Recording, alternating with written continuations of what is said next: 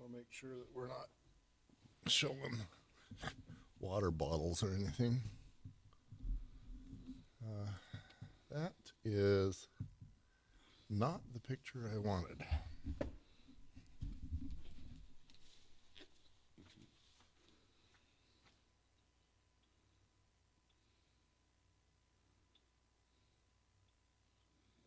works better. Does that look clear to you? No, that one's a little fuzzy.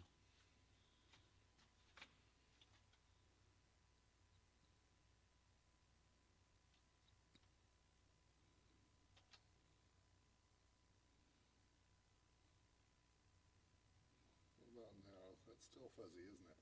That's clear right there. Okay. I think this one's a little fuzzy too. If you go back to, yeah, that one's a little fuzzy. There we go. That's a lot clearer. Well, clear is what we need.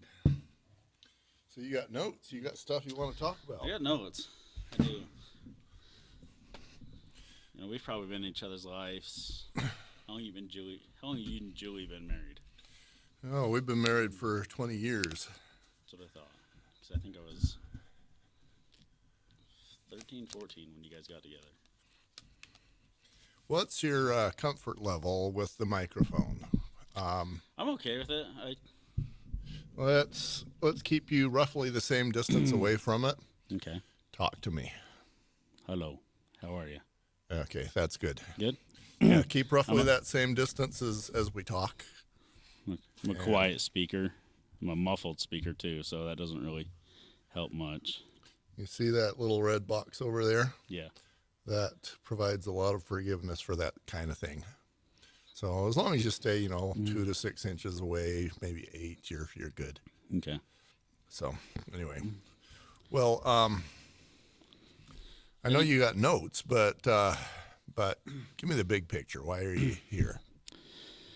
I get text you. I listen to the Manalizing. Uh-huh. I've seen it on TikTok. I've seen it on Instagram. I just thought Garth's always been the nerd. Such a nerd. Garth's always been the nerd. Married Julie, and you guys have this amazing life together. I mean, watching her build this house, coming over and checking the updates, seemed we live so close and everything. It's always been. It turns from the nerd to almost envious. How so? Just with what you do, your home inspections, you've always helped us out. We've never really had a relationship together. Uh-huh. We've known each other 20 years, right? But we've never sat down, crossed a table like this, and talked to each other. True that. And I got a pretty good relationship with both your sons, and just being related and everything. But me and you've never sat down and had a conversation as even more than anything of, hey, my Jeep needs this, or and we've just never really had it. And then seeing your TikTok, seeing your Instagram and everything, it's like it was a Sunday night. I was scrolling through TikTok, I was scrolling through Instagram, and I saw one of your posts. I was like, I'm going to listen to it. Let's see what this has to do, or let's see what he has to say. And so I listened to it, and it intrigued me. I was like, okay. And so I listened to another one, and it intrigued me. And I've always been the guy I never let what I need to say out. Yeah. And in your podcast, it's always trash compactor. And that's the best form of explaining anything that I can get to is, I am a trash compactor. You get something in and you're like, I need to tell it to the world. I need to let someone know. It's like, Who? Yeah. Who do I let know? Why do I let them know? And when you call that person to let them know, you usually get this blank stare or blank noise on the end of the line that's like, cool, dude, why are you calling me? I don't understand what you're doing. Yeah. And so you're like, right, you're right. I'm just going to push that down and push that down. But eventually a trash compactor says, hey, I need to empty the bag. And then that comes out in a lashing or... Yeah, how does it come out recently for you? It's agitated. It's the bag bursting out the sides. It's all of it coming out as once. Mhm. To yourself, it feels I'm free. I let it all out. Uh-huh. But a day, 2 days, 3 days, a week down the line, you're like, I have to put a band-aid over those sores that I just caused on all these other people, because it's not necessarily lashing out at the people that you are angry with. Right. It's just who's there. You're going to yell at whoever's there for stuff that they didn't even do, Right. type of thing. They're safe. They're the people you can lash out at that aren't going to judge you in a week. They're going to brush it off their shoulders and they're going to be like, yeah, dude, I'm sorry. Like, So when you do that lashing out, I'm sure it's with whoever. Sometimes your wife, sometimes coworkers. a lot of coworkers. Okay. It's a stressful business I'm in. What do you do? I'm a mechanic. I've been a mechanic for going on 16 years now. Okay. And 5.5 years ago, I made the decision. Me and my wife were married. We were struggling to pay bills. We were struggling to pay everything, about to lose it all. And it's like, hey, I have this opportunity to go work. I worked at a fleet shop at the time, was doing great, loved what I did, but I didn't make the money to put the food on the table. Right. And I had this opportunity to go over to a dealership and make a ton of money. Mm-hmm. And I was stressed about it. I was worried about it. And I decided that's what I'm going to do. I'm going to go work at this dealership, and we're going to Why were you stressed about it? just, it's a self-confidence thing. Mm-hmm. You don't know. So I was paid by the hour for my first 10 years of mechanic. You were there 80 hours, you made 80 hours. And then at the dealership, it's a piece rate. Right. So if you're there 80 hours, but you only do 40 hours worth of work, you're getting paid for 40. Ouch. And it's a confidence thing. I don't know if I can make it. Maybe we got to reevaluate what we're doing here. Uh-huh. And so I sold my truck. I had a nice truck. I sold it, bought a cheaper truck. We really tightened our belt up, and I decided I'm going to do it. I'm going to go try it. If it works out, it works out. If it doesn't work out, we're in no worse of a situation than we are now. So I try it. I worked there a week with how the pay half landed, and my first check for 5 days worth of work was bigger than my biggest paycheck for 2 weeks worth of work I've ever made in the 10 years before. And I was like, I think we're going to make it. I think we can do this. Yep. And then you work forward to that, fast forward, and then it becomes an addiction. Uh-huh. Okay, I made this amount of money this 2 weeks. Next week I can make even more, and then you can make even more. And then it works towards you live there. You live at the job. You're always striving to get that extra hour, that extra hour, that extra hour. Uh-huh. And what suffers? yet the family suffers. You're not home. Uh-huh. And that's what I was dealing with when I worked my first 10 years in the fleet shop. I wasn't home. I wasn't being with the wife. I wasn't doing anything. We didn't have kids at the time, but I'd show up to work at 5:30 in the morning, and I wouldn't get off till 5:30, 6 o'clock at night. Mm-hmm. And you're coming home, and it's just trying to fulfill that man card. Right. And this is what I need to do. This is what I got to do to put food on the table and make sure she's happy. Make sure she's driving the car she wants. We have the house we want. Right. And then flash forward to this year when we have a kid, you putting food on the table, having the house you want, having the car you want, doesn't do anything if you're not spending the time with your son. Yeah, you're coming home. I can see the scenario because it's happened to every other man in the universe too. You've been killing yourself. You're making some money. You're doing 12-hour days. You come home.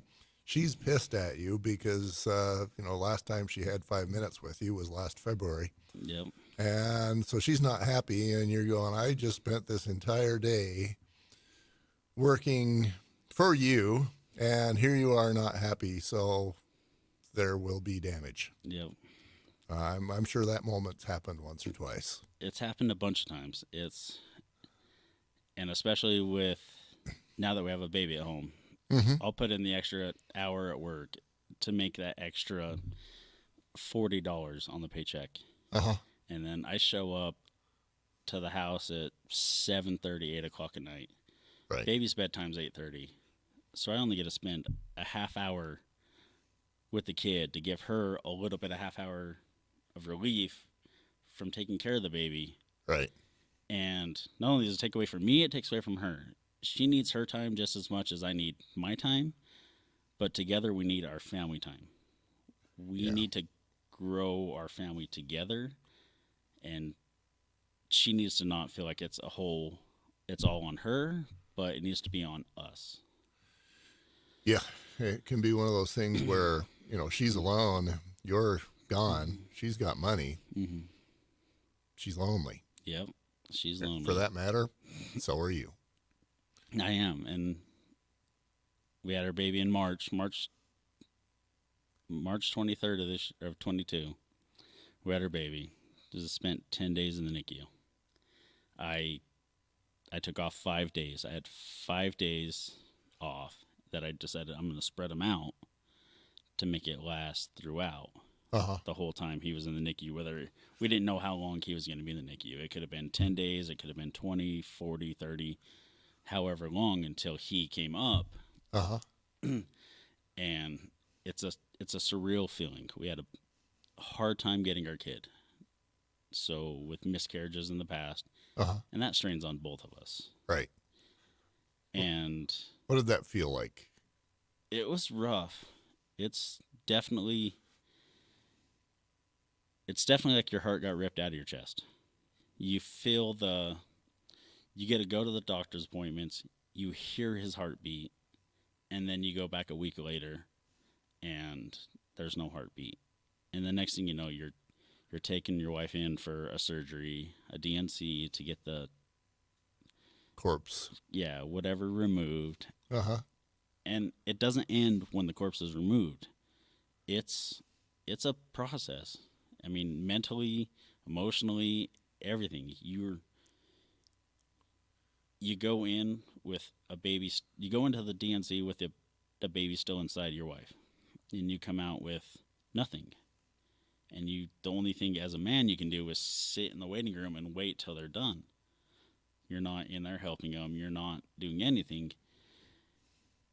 And you get to go. You drive your wife home and you try to comfort her the best you can. But at the end, it's a rough feeling. I don't even know how to describe the feelings that you get behind it. I love that you said it feels like you get your heart ripped out from under you. Yeah. Who did she go to for support? Her mom's. Her mom is, I would say, both of our biggest supporters. And who did you go to? I didn't have anyone to go to. I honestly, until recently, probably within the past 2 years, I didn't really know anyone to reach out. And you don't know who to reach out as a man. You don't know. And they're always there. The guys that are there for you are always there, but until you realize it in your own mind that, hey, this guy's there for me, you don't realize they're actually there for you. And you said sometimes when you do, if you don't prep them, they're like weirded out. Yeah. Corey, I'm sure you know this. He had a friend that owned Ready Gunner. Mm-hmm. Did you hear about that story? I did not. Owned. That's part of the story.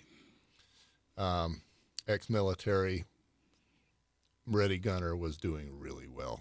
I went in and bought a lot of, rifles. I got my AR there. I bought a lot of rounds of a lot of things. And so did everybody else. He was doing okay financially. About a month ago, he hung himself down in Lake Powell. And Corey, of course, that's not the first time that somebody in his life has committed suicide. It's like number 14. And so Corey was, he went through the process again, but he said something this time that I thought was interesting. He said, if he would have just come to me, I would have been there for him. All you had to do was make a phone call or whatever. I would have been there. I was there. And, that's true. There's a but. At the same time, I went to a buddy of mine once when I was doing the divorce, and I needed some emotional support, but I screwed it up. And, I've told this story in a couple of my podcasts, but I went to him when he was at work. He was installing windshields, he was answering phones, and I was third place. And I quickly realized I was third place, and this was not a third place kind of conversation to have. So I left, and there was nobody else I could talk to. I wasn't going to talk to my parents about this. And I had friends that were joint with myself and my ex-wife. I wasn't going to go to them. So nobody. And that's what we men are so good at. I guess half of the equation is for us guys to become the dude that somebody could talk to. The other half is to be willing to do it. Right. Both of those are really hard in my book. Who did you try to go to? I didn't, at that point in time, I didn't really reach out to anyone. I was just a compactor. I put it in and put it in. Shoved it in, shoved it down. And I didn't try to talk to anyone, and I didn't feel like I could talk to one. I did have one friend. Me and him have been friends since eighth grade. Uh-huh. And we have a level to where we understand each other, but we don't have that level to where you can come to me and I can come to you, Right. which is, it's sad to a point. He's a guy that I would absolutely go to in a heartbeat, and I expect him to absolutely come to me in a heartbeat. And then you get down the road and you feel like, or you find out he's had problems in the past and he didn't come to you. So you have to think as a man, as yourself, is that something that you did personally, that you didn't leave that on the table, that, hey, if you ever need anything, you can come to me. And if I ever need anything, I need to know I can come to you. Yeah. And then you don't lay that, and you just don't talk about that. You don't come out, you don't tell each other that. And it's one of those things that you just have to, you bury in. And where I would go if I was in those shoes, what my demons would tell me, and I would listen to it, is, well, he had that issue. He didn't come to me, so he's not as good a friend as I thought he was. So then I would distance myself from him. Yep. And he's one of those guys that he's a distancer. If he has a problem, he distances himself, and you won't hear from him for weeks, months on end. Mm-hmm. And this is a guy that lived with us. Right. He lived in my basement for almost 2 years.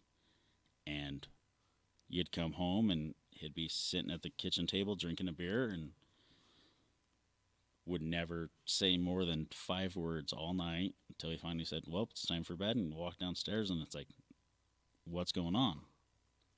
You try to pry it out. Nothing, just tired. Yeah.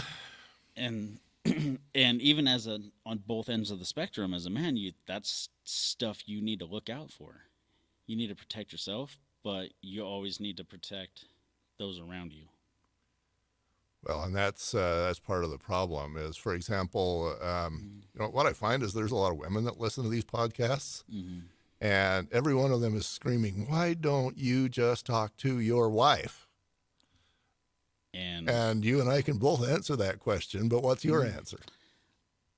I've learned that my wife is my biggest supporter. I can go to her with anything, and no matter what, she is on my side. And I have, and it's been more recently since the birth of our child and the miscarriages and everything we've gone through together in the past 3 out of the 6 years we've been married. We're more together in the past year than we have been total.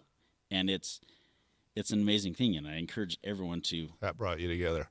bro, yeah, Well, I encourage everyone to talk to your wife, bring her into the situation. and if you're there, then you're the definitely the minority because, for example, if it's a if there's a DNC that happens with the rest of us, Mm-hmm. she's suffering. You're not going to add to her plate. You're not going to want to talk to her about that when she is visibly not thinking about it. You know, You're not going to dump on her. That's the way most of us think. and going to that on that thought, so I think it was our first or second DNC we had, and I was completely blind to it. She had it. She was at home recovering.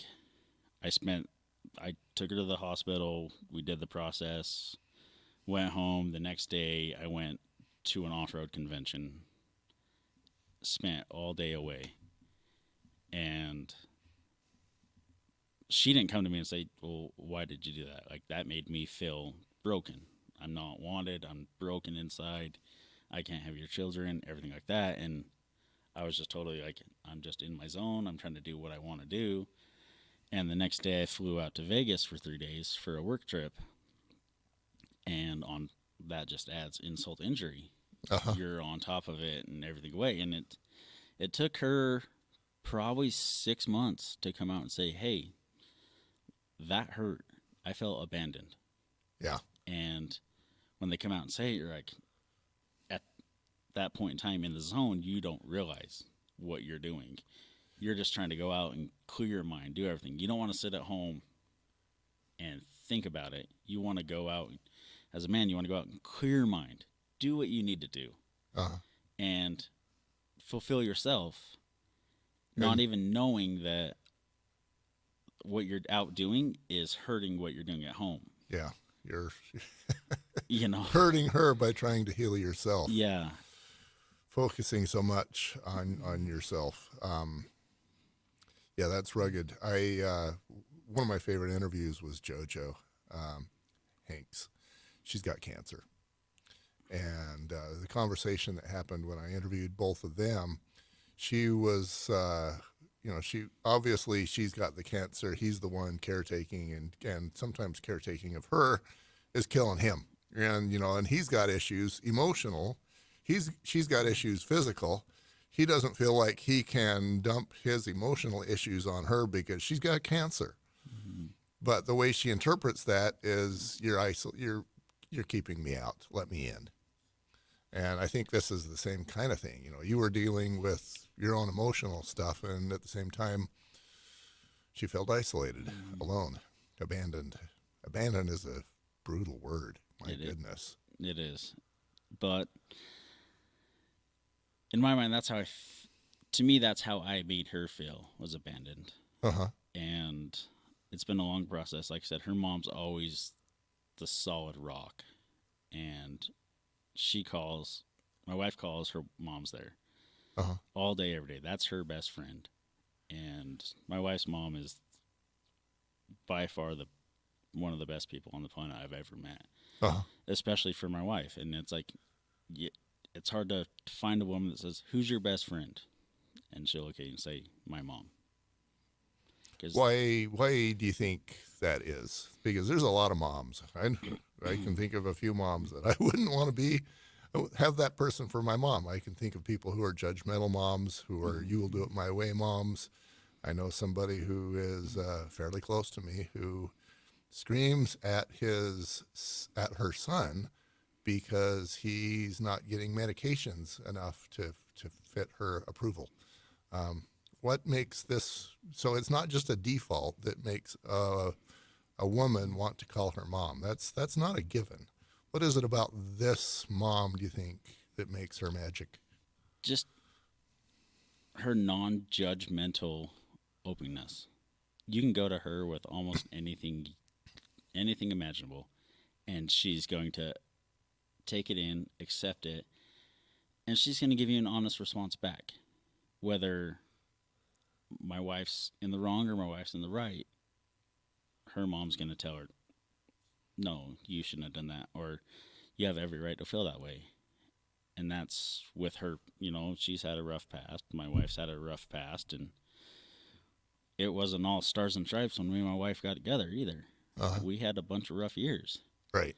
But an open mind and an open heart will bring you both together. It's her mom's way of her outlook on life that Uh-huh. makes her who she is, and she has to be one of the most amazing people I've ever met. It's her outlook, probably her experiences, her dark times that make her who she is. Yeah. And if you look at me and if you look at who you are now versus who you are 20 years ago, Uh-huh. you might not have liked who you were 20 years ago. But those experiences from that day have made you who you are today.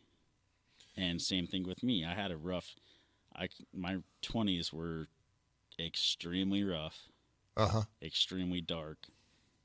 Let's talk about some of that dark. So for me, I've learned how to have a spine. Maybe. Maybe it's just because Julie allows me to have a spine. Right. I don't know. But let's talk about your darkness. Pick one of your dark days and tell me a story. So we're going to take it back to, let's just start at the beginning. Okay.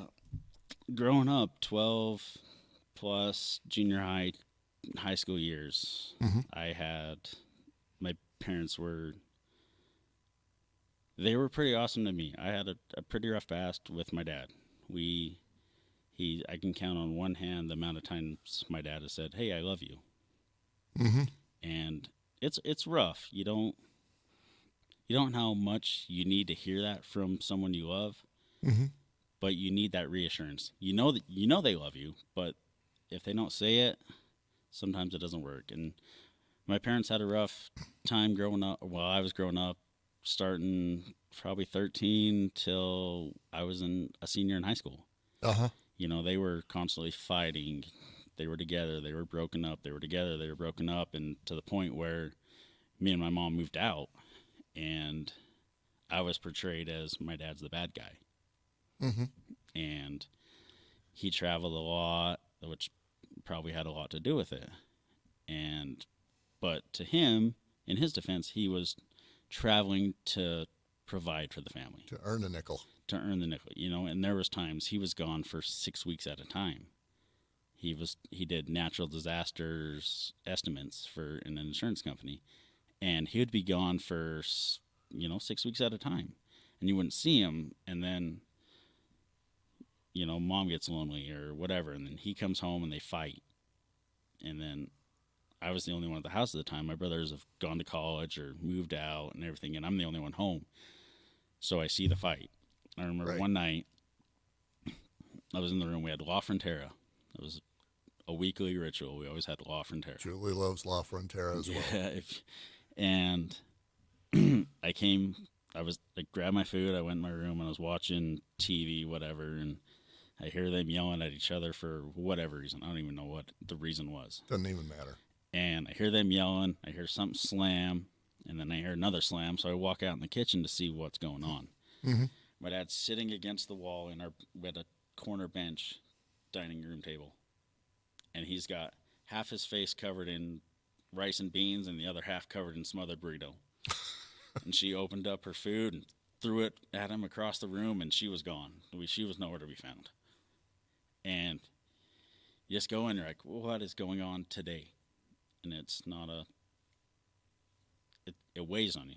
Uh-huh. And then further down the relationship status, when you get to be a high schooler and you start having your first girlfriend and everything, you think about that stuff. And what were you telling yourself that day when your dad had all that food on his face, your mom left?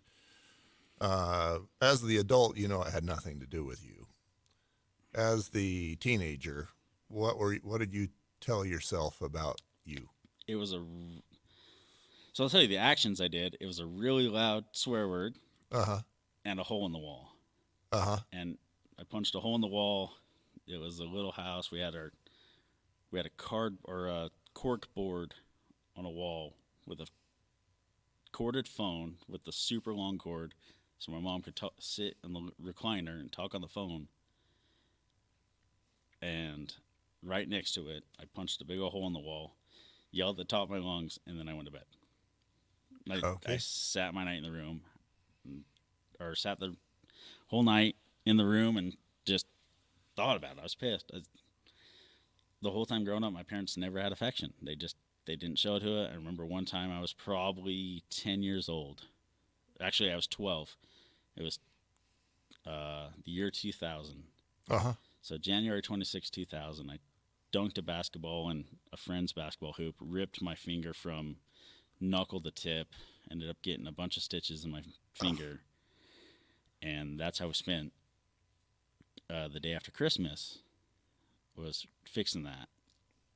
And then it was a couple weeks after that they were actually they were dancing in our front room and hanging out, and I didn't accept it. This is something they've never done before. I don't accept it, and I actually threw a fit. At 12 years old, I threw a fit Uh and pushed them away. Said, "You guys can't love each other," and then I went to bed. Threw a fit because it wasn't something I was used to seeing. huh. Right. You know, you don't. When I was growing up, I didn't see my parents love each other like that. And even as an adult life, you still don't see them. They're together, but you don't see the affection to them. Right. And it hurts as an adult coming through. I bought my first house with my high school sweetheart, Uh huh. and we lived together for a bunch, 2-3 years, probably 2 years, and then we had a breakup. And that's when I call them the dark 20s. That's when my dark 20s happened. And I can't even say I blame her. I can't blame myself. I don't know if I obviously blame myself because Nobody else. Yeah, I initiated the breakup. But it was August of 2010. I love charities. That's what I do. I love giving my time to help someone else in need. That's what I do. August 2010, it's called the Gift of Life ride. You ride from Grantsville to Wendover, ATV, side by side, motorcycle, whatever you can, to raise money for the Gift of Life. Uh huh.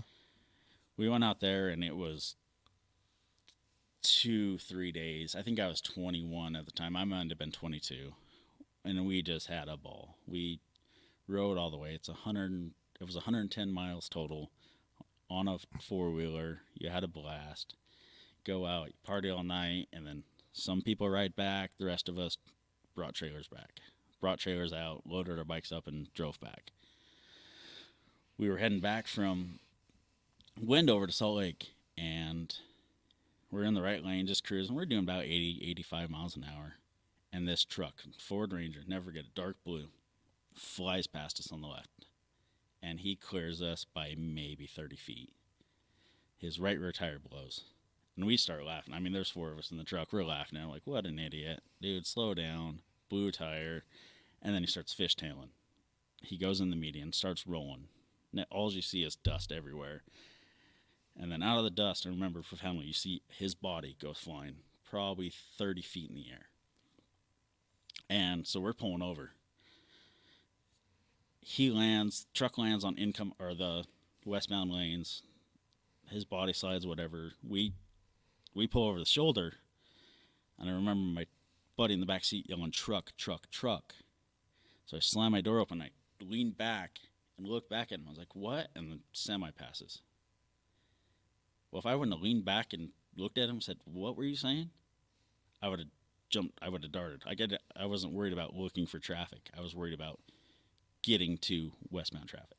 Right. And I stopped, looked at him, ran, and truck went by, cleared traffic, went across, and the guy that got ejected was standing up trying to push his truck over. And he's yelling, he's like, "I gotta get to Salt Lake, I gotta get to Salt Lake, I gotta get to Salt Lake." And it's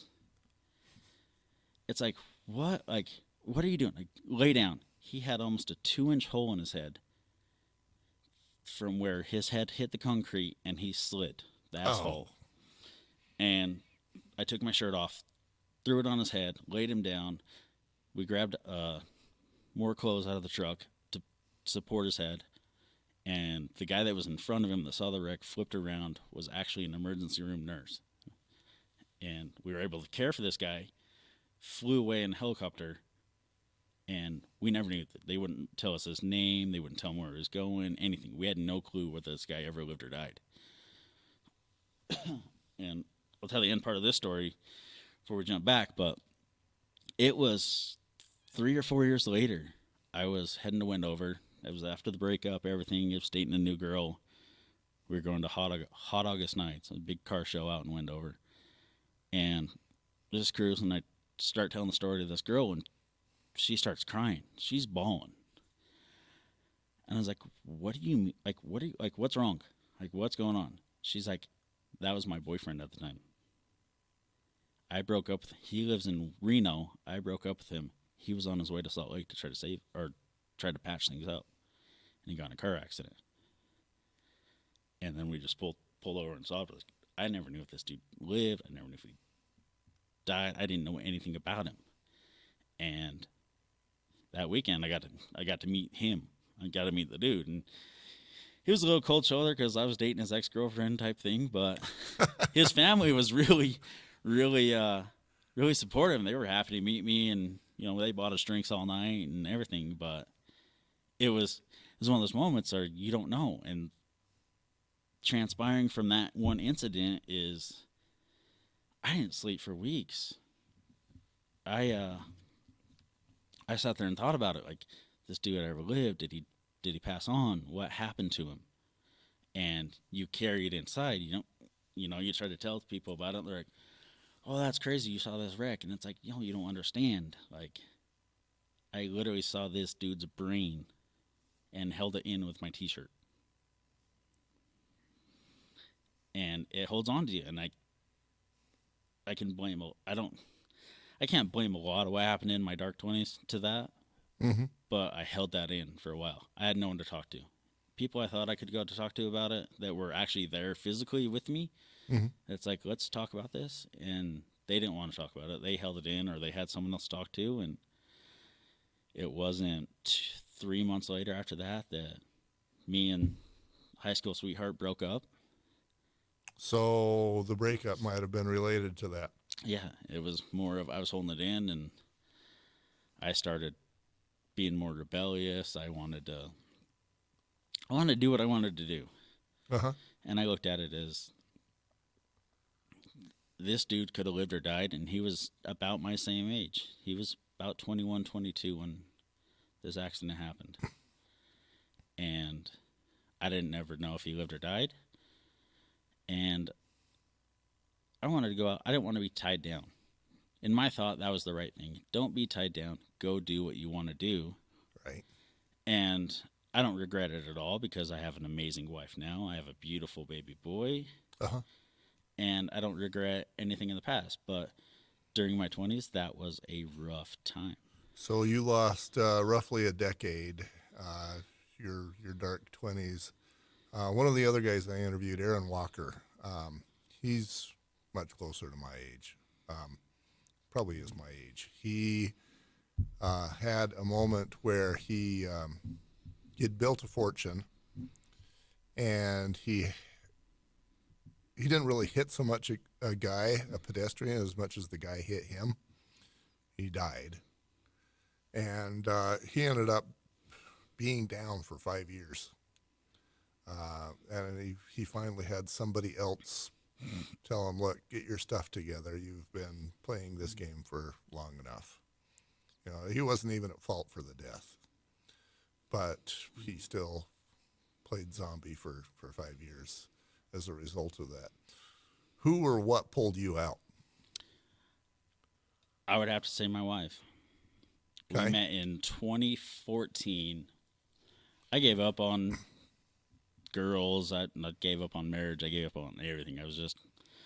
I'm going to go to the bar with my buddies and hang out. Mm-hmm. And to this day, she will argue she was not wearing red Utes pants, but she was wearing red Utes pants.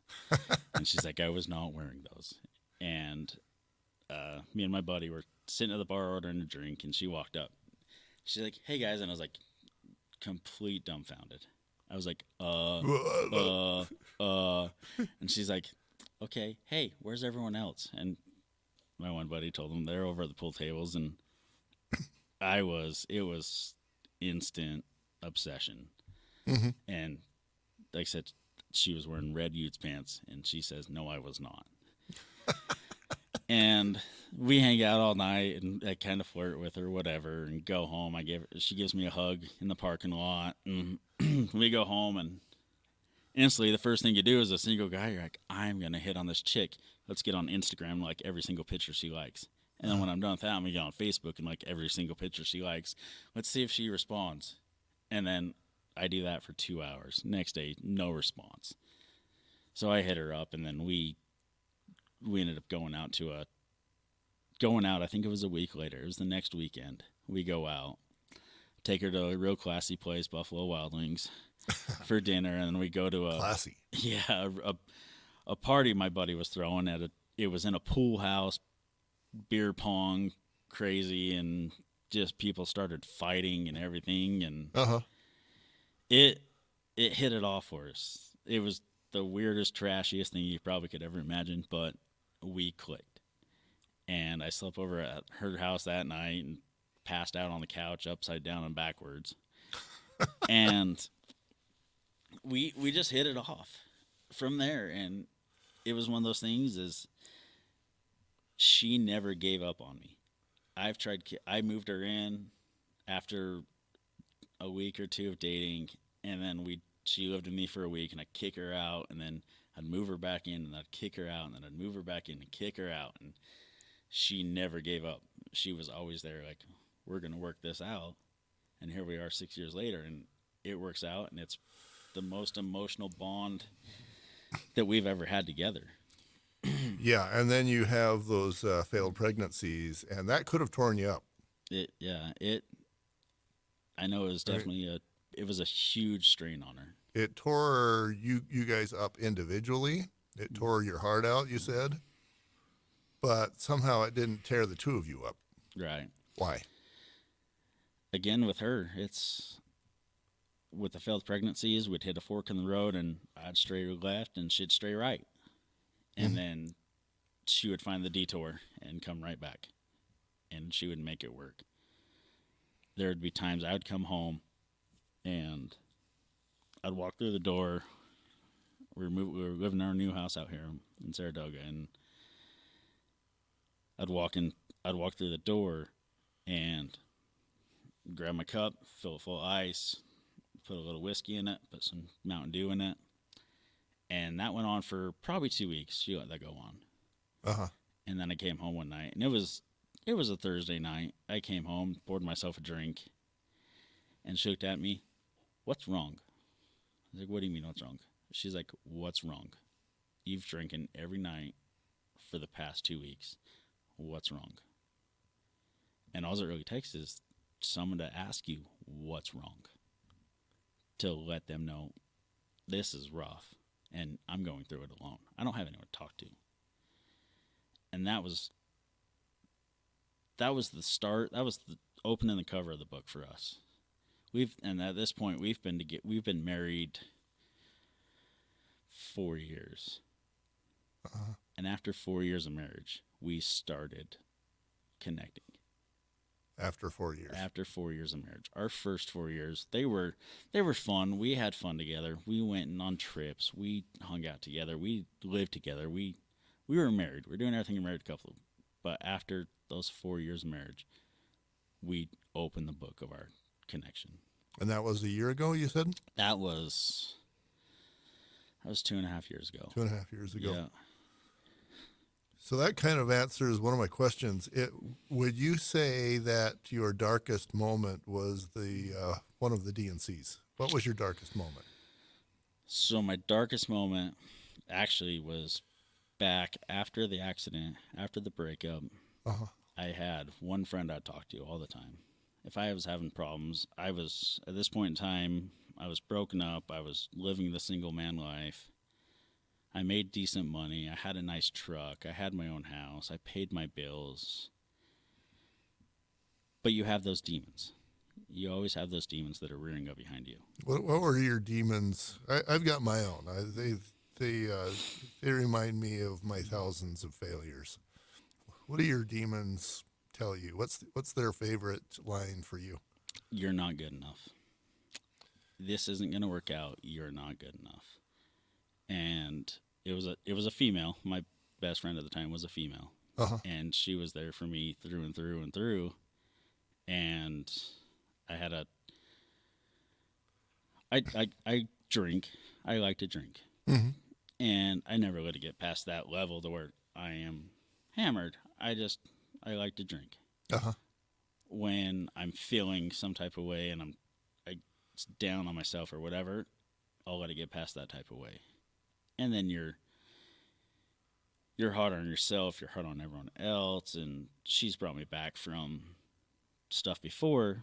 Well, I think it was 2012. It was a year after, it was almost a year to the day after me and my ex broke up. She moved out. I was 2 months before this, I was at a Brad DePazy concert, just having a blast. I was gone. Uh huh. Having a blast, hanging out with high school friends and whatever, and one of them smacks me on the back. Well, I fall forward into a guy, Uh huh. full beard, dump my beer on his wife, and me and him end up fist fighting all the way down the grass till we hit the railing, just fist fighting. And I was the one that got arrested for it. I got detained. I didn't get arrested. I got detained for it. Right. So I listened to the whole concert in handcuffs. And get home and I didn't go to work the next day. I slept through my alarm after being so hammered and everything, and that transpires downhill. So my career that was starting to peak up takes a hard dip. Uh huh. And so go forward to this night, I had this friend, and she was always there to talk to. She came over. I told her, I said, I need to talk. I'm not feeling right. Come talk to me. She comes over, and she immediately tells me, she's like, put the drink down and talk to me. And that sets me off. I am hot. End up yelling at her. She fights. She's like, do whatever you want to do. She's like, I'm tired of this. Slams the door, leaves. So I was 30 beers in at the time. Out of beer. Agitated because I'm out of beer. So I turned to our good friend Jose and Jack, Uh huh. and I finished a half a bottle of Jack and a full bottle of Jose Cuervo. That was And some work. you talk about having a plan. I tried to execute this plan. Uh huh. I grabbed a shotgun, fully loaded, cocked it, sat up against my fridge in my kitchen, and put the gun to my throat and pulled the trigger. The gun jammed. You had some angels working overtime. This is, yeah. And she sent a text to my parents, and they waited till the next day. The next day they show up. It was sometime in the morning. My back door's wide open, and I'm passed out on my kitchen floor with a loaded gun in my hand. And they didn't know what happened. I mean, it was one thing that I put in the trash compactor and put it down. I didn't talk about it. They ravaged the house, took all my guns, took everything. Like, we were going to try to protect you. The only thing my mom said to me on my way out as I was kind of waking up was, I love you. You need therapy. And that was hard. That was rough. And this wasn't the first time that she's heard it. I talked about it a lot before. Talked about suicide? Talked about suicide a lot before. And it's one thing to talk about it. Like you've said in your past podcast, you talk about it. Be scared when you have a plan. And I never let on to my plan. That was always my plan, was to take the shotgun, and that's how I was going to use it. You were going to do the shotgun. You heard what my plan was. I did. Yeah. Yeah. Nice curvy road, American Fork or Provo Canyon, hot sports car, topless. Missed the corner. Yeah. It was a good plan. It was a more conspicuous plan, that's for sure. I was like, oh, that was an accident type of thing. And Yeah. I had a friend. I moved in my first house I bought in Magna, 2009. Lived there for a year. Got a phone call from high school sweetheart. Mm-hmm. And she's like, hey, did you hear about that suicide in Magna? And I said, no, I've been busy working. What's going on? She's like, it was Steve. That was our next door neighbor. She's like, you need to come home. And I said, boys, we're done. I was the foreman at the time. I said, we're done. We had a big project. I said, if you guys want to keep working, keep working, but I'm done. I got to go.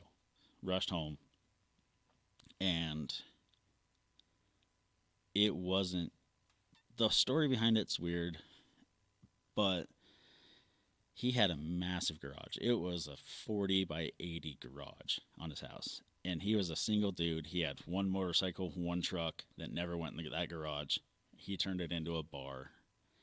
It had pool tables, full bar, kegs, everything. And we partied in that garage till from 7 o'clock one night till 7 o'clock the next morning, just celebrating his life. There wasn't 1 ounce of sadness in that whole garage. Uh-huh. And there's spiritual things that went on. You know, lights would flicker and speakers would boom randomly, and you put it all on. That's Steve showing up. And you know, stuff like that. I think flash forward to when I tried mine. You think your life's gonna be celebrated like that, and you can't guarantee. And it's selfish to think that your life would be celebrated like that. Yeah, and I was pretty sure that mine would be mourned by 4 people. Yeah. And at the time when all that was going down, I was running my own. I had a small business that I ran. It wasn't anything I was going to retire on, but Uh-huh. I can make a couple extra. If I wanted to go out and make an extra $1,000, I can go out and make an extra $1,000 in a week. Uh-huh. And then I'd have some money in my pocket to party on the weekends, blow it all on the weekends, and start over Monday morning. And I'd still work my regular job and work and do this side hustle on the side and make a bunch of extra money. And at the time, I was at the top of my game, physically looking outside, looking in. It was, he's got it all figured out. On the outside. On the outside looking in. Inside looking out, I didn't know and what I was doing. I was the most unstable person. It's like walking through a 100-year-old rope and plank bridge across the Grand Canyon. Uh-huh. You don't know what your next step's going to leave you. But from the outside, everything looks peaches and roses. Yeah, and the outside looking in, it was amazing. I mean, it was constant. I had buddies hitting me up like, let's go do this. I had girls hitting me up like, you want to hang out? Like, let's, outside looking in, you're king of the castle. But, you know, you let the girls in and you hang out and you got to go, I guess. And they realized real quick, like, this guy is nuts. Yeah. And they weren't wrong. And you let one in that just won't leave. And that's why I married her. So, would you say then that your darkest moment was that suicide attempt At the time, I would say that was my darkest moment. at the time? Looking back, I don't want to put anything as my darkest moment. Okay. Everything is a growth moment. Okay. And looking back at that suicide, I could have ended it all there. And thank yourself every day that you wake up and look at what you have. You don't have to have a lot. You don't have to have all the money in the bank and everything. Now, looking at it, you don't need that. You need your self-reassurance of yourself, your self-confidence. Wow. That is true. Yeah. I hadn't considered that. I like who I am now. I'm still a nerd. I've got the nerd thing nailed. but I know who I am, Yep. and I'm good with that. And I've never been more comfortable with myself. And we could have more money, we could have less money, but I'm good. Yeah. And at the end of the day, it doesn't matter if you have $1 or $1,000,000 in your pocket. If you're okay with yourself, you're gonna be okay. That's awesome. So you said your answer, the magic sauce for you was finding the right woman who wasn't going to let you go. You said that there was one switch in your life where somebody said, "Hey, what's wrong?" Another switch in your life was when uh,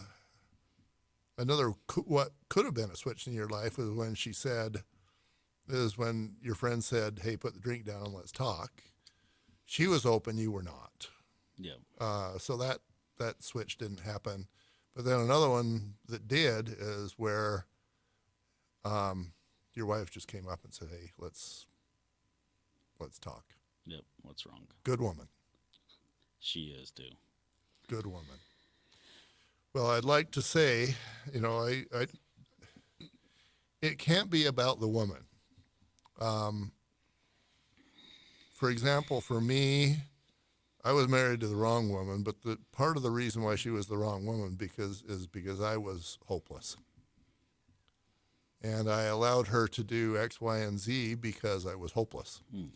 And I don't want to give anybody the out that if you're married to the wrong woman, you can't get out. It's got to come from within. So, what's your answer to that? Yes, you are married to the right woman. So am I. But it's got to be from us. It's got to be from me. It's got to be from you. What did you do to get yourself out of the dark 20s? So me and her started dating 2014. We started dating. Mm-hmm. Spooning since 2014. Okay. Is what we got a big plaque above our cabinets. That's always remembers what year we started dating. Spooning since 2014. Uh-huh. And it was rough. I mean, we had times we were at a friend's house and I was shooting horseshoes and I got a text from my mom. So I'm reading this text and she's on the other side of the horseshoe pit and next thing you know, I hear a whoosh, whoosh, whoosh, whoosh, whoosh, and look up and duck, and there's a horseshoe flying towards my head. Uh-huh. And she's like, "Who are you talking to?" And it's like, "It's my mom. Here, give her my phone." She reads it. She's like, "Oh, I'm sorry." And it was just one of those like toxic relationships, and we fought for years and years. But whatever it was that pulled us together, and it was her saying, "I'm not giving up. I'm going to be here for you, no matter what happened." And I don't know if that answers your question at all, but Yeah. it's just an emotional click that we had together. Uh-huh. We had some rough years, and then we thought we'd fix our rough years by let's get married. And we got married 2016. We got married. Went down to St. Thomas, had our honeymoon. Uh-huh. First day there on the beach, we drank him out of a Corona. We drank him out of Caribe, which is just another version of Corona, and we put sunscreen on once. Nice. We show back up to the hotel the next day, and we are both bright red. This is the worst honeymoon ever. We don't want to. Like, nice to see you. Stay on that side of the bed. I'm gonna be over here. Cherry red gringos Yeah. in the hotel room. And you just grow. You grow from that. We move into a house. We finally find a house. We're living with my parents after we got married. Finally find a house, and we're just broke. And we're living paycheck to paycheck to paycheck. Mm-hmm. It's you look at the bank account, like, I get paid tomorrow. I got an extra $300 in the account. I'm going to go buy something. I'd go buy a pair of pants or a couple shirts or something, and show up at the house, and it's like, we got $24 to our name till tomorrow or till Friday or till next week. It's like, I got gas, you got gas, we don't need anything else. Let's just get on. And never once did she get pissed off about it. And she's like, that's okay, but we probably need to work on this. we need to have a savings account. She was all about having a savings account. Let's build a savings account. And I was all about, like, spend it till we're broke. Yeah, I remember because I do home inspections. I've been in a lot of homes, and I remember one of them I got into, and it said 10 rules to succeed in life, and I think number 3 was marry the right woman. Mm-hmm. And you know, again, I don't want to tell guys that if you're not married to the right woman, that the default answer is to ditch her and go find another one. Because in many cases, maybe she's the right woman and she didn't marry the right man. We need to do something about that. Yeah. But marry the right woman, that's a biggie. I know something about that. And marry the right woman for the lifetime. Don't marry the right woman for the moment. Right. So one of my favorite questions is I go to the darkest moment in your life and I ask you how it blessed your life. And I'm not going to choose the suicide attempt because I don't want anybody to think that a suicide attempt should be had so that they can have a darkest moment that they can climb out of. So let's go to another one. The one where you saw the guy flying out of the car for 30 feet in the air. And you saw his brain. And you talked about how that was rough for you. And you didn't know. You didn't know lived or dead. You know, you didn't know. And I'm sure the not knowing, we all want certainty. Mm. You want to know if you made a difference. And the knowing that you would probably never know couldn't have been fun. How was that a blessing to you? I don't think it was a blessing until I knew the guy actually lived. Mm-hmm. It was always one of those things that I don't even want to go to Wendover. Like, before I knew, I didn't want to go to Wendover. That one strip of road, you're constantly reminded what happened here. Right. And you never got to close the book. It was an open book, and you never got to know. And it was a blessing when I knew he made it. Because for those 2 hours, hour and a half, however long, I can't even tell you how long we were on that road before the accident to life flight to when we were finally back on the road again. How long it took. And you're never allowed to close that book. And so until finally years after that, I was able to know this gentleman lived. Mm-hmm. And to this day, I never met. Like, he was so grumpy that I was dating his ex-girlfriend. I never.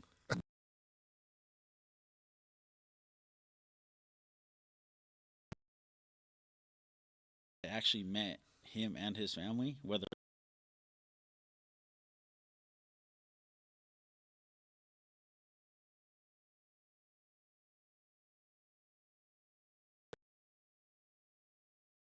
until he was taken away. That sounds that was probably one of those little tender mercies where somebody on the other side, you know, grandpa or whatever, says, "Hey, let's get Devin and this guy together." Yeah. And I wouldn't even say those 2 moments that are pretty dark are my darkest moments. Talk to me. It's December 31st, 2020. Okay. It's just after 3 o'clock in the afternoon. Okay. I walk out my shop, and shop's right there by IHC on 53rd. I walk out my shop and I see a life flight landing. Common thing. You see them come, go all day long. Mm-hmm. I didn't have an easy feeling about it. I saw it land. And it was about an hour later, we got a text. It was Christmas Eve or New Year's Eve. We're all going to a friend's house. We're going to have a party, hang out, do New Year's Eve stuff. And we get a text. Hey, Chaz was in a wreck. We don't know how bad it is. We're heading to the hospital now. We just passed the car and it doesn't look good. So I already had an uneasy feeling, and that just confirmed it. This kid was like my brother. He was me being me at 17. I remember this kid. I was doing everything he was doing at that age. And me and him we had a good click. We bonded for years. We raced together. I tried to race him. He'd kick my butt, but I had an uneasy feeling about it. And then I packed my stuff up, called the wife, let her know what was going on, called a couple buddies, let them know what was going on that weren't on the text feed, and packed my stuff and headed home. I told the wife, I said, I'll see you at home. Let's just plan on running our night as we planned. I'll meet you at home and we'll head out to the party. We were driving down Mountain View corridor, and I was just praying. I'm not a big religious guy. And I was praying to God. I was praying for Chaz, just pull through. You got this. You've been through worse. Just pull through. And we arrived to our friend's house about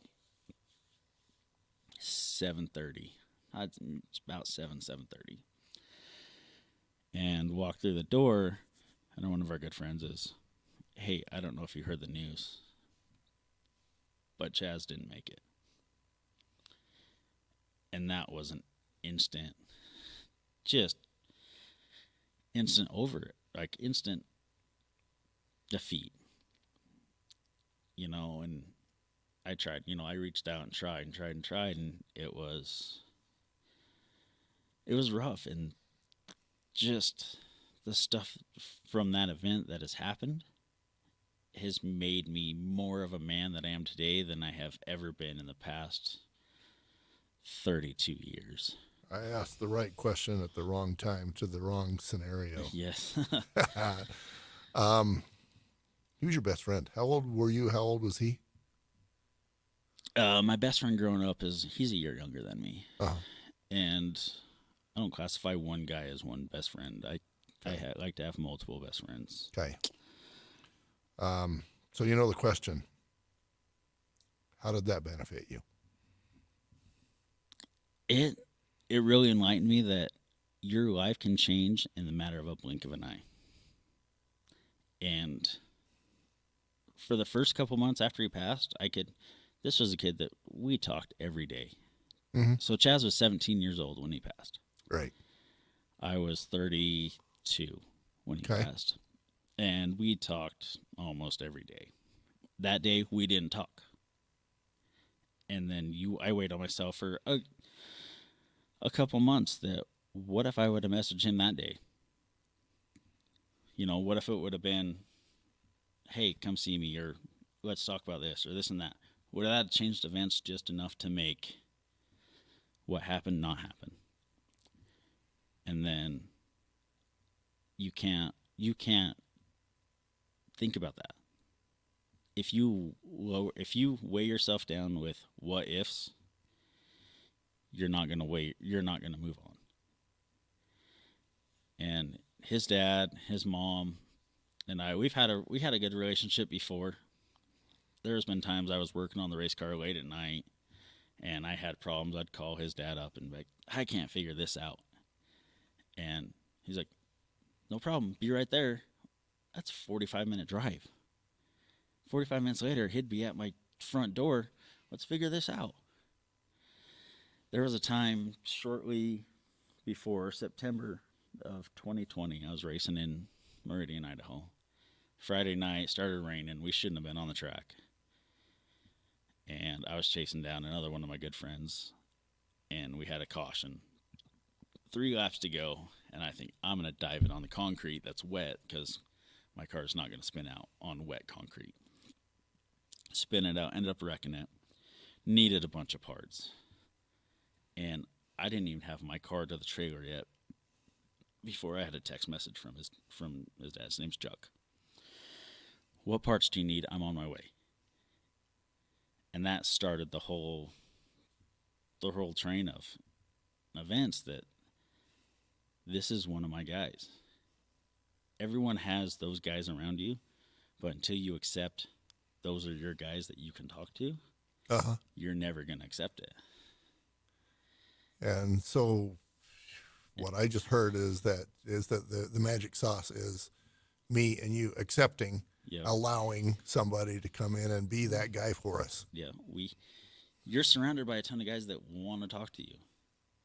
Guys don't let guys don't talk to each other about what we need to talk about. They're there, but until you realize that's my guy, that's not that's what you need to do. And the best thing I've done thinking about it, and okay, who are my people? Who's in my corner? Is I scroll through my phone contacts, and it's like looking at all my buddies' names and everything, and you look at it. Who am I going to call? That's if I hit the call button, who's going to answer every time? If those guys aren't the ones that are going to answer, they're not the ones in your corner. And since the accident with me and his dad, he came to me. He asked me to drive his race car, and that was a tough year. I have to try to drive Chaz's race car in memory of Chaz and fill the shoes that I don't want to fill. There are shoes that shouldn't have to be filled. And that was a tough year. And shoes you can't fill. Yeah. You couldn't fill your shoes either. Yeah. I can't fill. I'm trying to fill shoes of a guy that I didn't want to fill his shoes. I wanted him to fill his shoes. It was a rough year. We had a great year, racing everything, and for Chuck and Julie, it was great for them to. It helped their healing process as well. They just lost their only child together. Ouch. And for them to come to me and ask me to drive their race car is going to be the most honorable thing I've probably ever been asked to. Well, that's such an honor. Yeah. And that had to have done some things for you. It did. It was. I remember that when I got the text, I was at Maverick. I pulled in, needed fuel in my truck, filled my truck up, and I was leaving, and he texted me,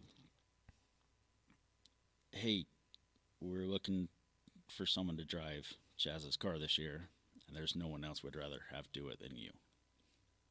And I didn't know what to. I'm in the middle of Maverick right now.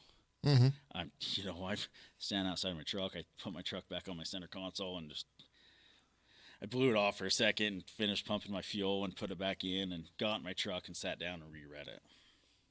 And then I texted my wife. I said, "You need to call me." And she called me, and she's like, "What's going on? What's wrong?" And I read her the text, and she instantly starts bawling. She's like, "Are you serious?" She's like, "You can't say no." And I told her, I said, "I can't fill those shoes." And she told me, "You don't need to." She said, you were the closest guy that they want to fill his shoes. You're there for them. Yeah. Not for Chaz. I was there for them. And I did that for a year. It was a rough year, trying to learn. You're trying to learn a new crew chief, a new team, everything like that. As on a racing standpoint, it was rough. And it took for finally Julie sitting me down and saying, "You need to do this for you. You can go out there and take last place as long as you're having fun. I don't give a damn. Uh-huh. You need to go out there and have fun for you." And that was 2 races after the first race. And we went out and had a great season. We won the championship, and we were able to bring home a championship for Chaz. That's awesome. For Chuck. And the emotional bond that we all grew between me and my wife, Chuck and Julie, through all year was phenomenal. They're the godparents of my child. The bond we have now is just next level. And me and him can talk to each other, whether it's a phone call or a text, and it's like an unspoken rule. We're helping each other without really even knowing we're helping each other. I'm venting to him, and he's venting to me about whatever, mm-hmm. and we're healing each other.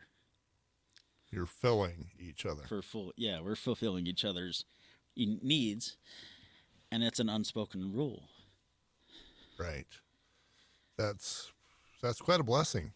To go from having nobody to you both having each other. Yeah. Here's a question that I don't ask ever. Who are you? You know, I thought about this. I thought about this all day. I was preparing for this.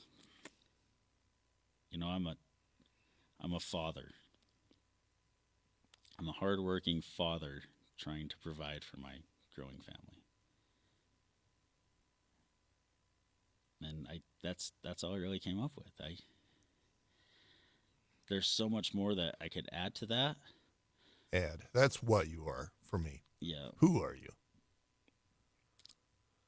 I'm myself. I'm my kid's dad. Uh-huh. I'm my wife's husband. I'm my friend's friend. I am there for everyone first. Uh-huh. Okay. Um,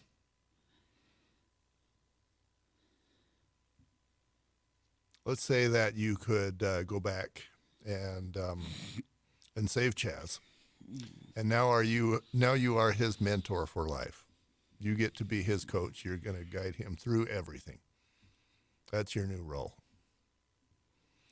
You're going to do that based on what you've learned from where you're at right now. You know, you've got a dozen or so years on him. What's the first thing you're going to tell him as his mentor? Learn from your mistakes. I don't want him to go through life. You can sit there and tell everyone, don't do that, don't do that, don't do that. Uh-huh. They're going to do it. Uh-huh. And I've often thought about this with our son and my wife. Right. Is if we get to he's 25 and in jail for whatever, Mm-hmm. I'd be at peace knowing that I gave him every piece of advice he had to make the right decision, and that's the decision he made. Same thing with Chaz. I would give him, I'm not going to tell him to not go do something. Mm-hmm. If you want, as a kid, as a 17, 18-year-old kid, if someone said, hey, don't go do that, you're going to say, okay, and probably go do it anyways. Uh-huh. But give him the information he needs to, hey, if you go jump across those railroad tracks, you might get hit by a train. So think about it before you jump in front of a train. And that's what we're trying to do with our son, and that's what the same exact thing I do with Chaz is you can't tell someone to not go do something. Okay. If it's in their mind that they want to go do this, go do it. Give them every piece of information they need to make the right decision. And what learn from your mistakes means to me is go ahead and make the mistake, Yep. but don't keep doing it 100 times more. Yep. Coming from a guy, I've made the mistakes 100 times until 101. You're like, that was not the right decision to make. Uh-huh. And you know, I'm just trying to do that with anything really. Just if you're educated on what the outcome might be, it's probably going to make the input different.